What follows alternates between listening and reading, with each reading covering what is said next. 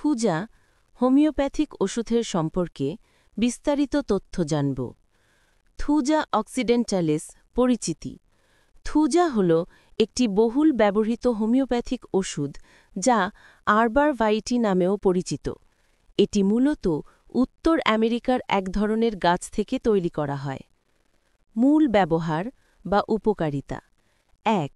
ত্বকের সমস্যা, ফোড়া, আঁচিল, কর্ন, স্কিন ট্যাগ, ত্বকে তেলতেলে ভাব বা অস্বাভাবিক গ্রোথ। ২. চুল ও মাথার ত্বক, চুল পড়া, খুশকি, মাথার ত্বকে চুলকানি। ৩. মূত্রনালীর সমস্যা, ঘন ঘন প্রস্রাব, প্রস্রাবে জ্বালা বা পোতযুক্ত অবস্থা। ৪.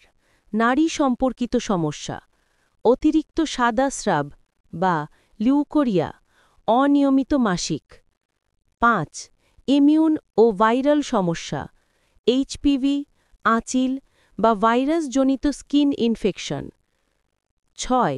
মানসিক লক্ষণ, আত্মগোপন মনোভাব, লজ্জাশীলতা, নিজের ভুল নিয়ে দুশ্চিন্তা।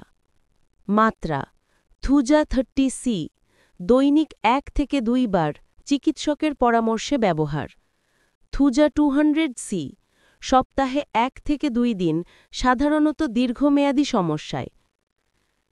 থুজা অয়েন্টমেন্ট বাহ্যিক আঁচিল বা স্কিনে লাগানো যায়।